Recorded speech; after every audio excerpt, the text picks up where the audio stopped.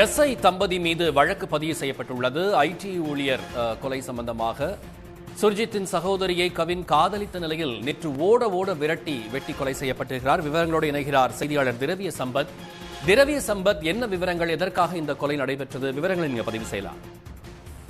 அதாவது தூத்துக்குடி மாவட்டம் ஆறுமுக மங்கலத்தைச் சேர்ந்தவர் கவின், வயது 25. இவர் நெல்லை மாவட்டம் பாளையங்கோட்டையைச் சேர்ந்த ஒரு இளம் பெண்ணோடு கடந்த பள்ளி பருவத்தில் இருக்கும் போதே பழகி வந்துள்ளார். இருவரும் காதலித்த நிலையில் தொடர்ந்து அந்த பெண்ணின் தாய் தந்தை இருவருமே காவல்துறையில் சார்பு ஆய்வாளராக பணியாற்றி வருகின்றனர். இந்த நிலையில் கவின் அவருடைய காதலி இருவருமே, இவங்க ரெண்டு பேருமே வெவ்வேறு சமூகத்தை சேர்ந்தவர் என்பதால் கவினிடம் தொடர்ந்து சில மாதங்களுக்கு முன்பாக அந்த பெண் பேசுவதை தவிர்த்து வந்துள்ளார். இந்த காதல் விவகாரம் தொடர்ந்து இந்த கவினின் அந்த காதலியான பெண்ணின் குடும்பத்திற்கு தெரிய வருகிறது. தொடர்ந்து அந்த பெண்ணின் தம்பியான சுர்ஜித் என்ற 22 வயது இளைஞர் நேற்று கவின் தொடர்ந்து தன்னுடைய உறவினரான தாத்தா மற்றும் பாட்டி ஆகியோரோடு நெல்லை கேடிசி நகர் பகுதிக்கு அவருடைய மருத்துவ வசதிக்காக வந்திருக்கிறார். இதை தெரிந்து கொண்ட அந்த பெண்ணின் தம்பியான சுர்ஜித் கவினிடம் பேச்சு கொடுத்துள்ளார். தொடர்ந்து தன்னுடைய தங்கையிடம் மீதான அந்த காதலை கைவிடுமாறு அறிவித்துள்ளார். இந்த நேரத்தில் இருவருக்கும், அதாவது கவினுக்கும் சுர்ஜித்துக்கும் இடையே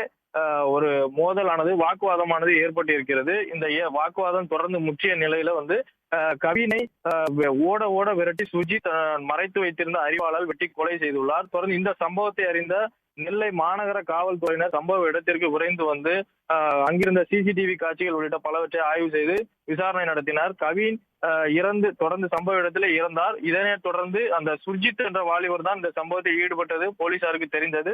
தொடர்ந்து சில மணி நேரத்திலே சுர்ஜித் கைது செய்யப்பட்டார்.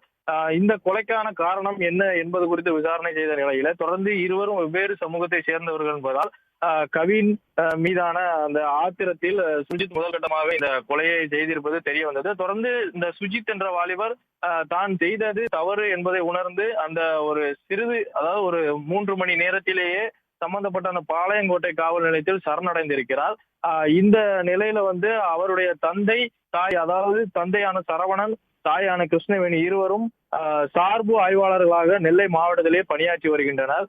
இதனை தொடர்ந்து அந்த கவினின் இறப்பு குறித்து தொடர்ந்து அந்த கொலையை சுர்ஜித் தாய் தந்தையின் தூண்டுதலால் தான் செய்தார், அவர்கள் மீது நடவடிக்கை எடுக்க வேண்டும் என கவினின் தாய் தரப்பில் இருந்து பாளையங்கோட்டை காவல் நிலையத்தில் புகார் அளிக்கப்பட்டது. அதன் அடிப்படையில் இன்று காலை தற்பொழுது 6 பிரிவுகளின் கீழ் வழக்கானது பதிவு செய்யப்பட்டிருக்கிறது. இந்த சார்பு ஆய்வாளர்களான தம்பதிகளான சரவணன், கிருஷ்ணவேணி இவர்கள் மீதும் அந்த வழக்கானது பதிவு செய்யப்பட்டிருக்கிறது.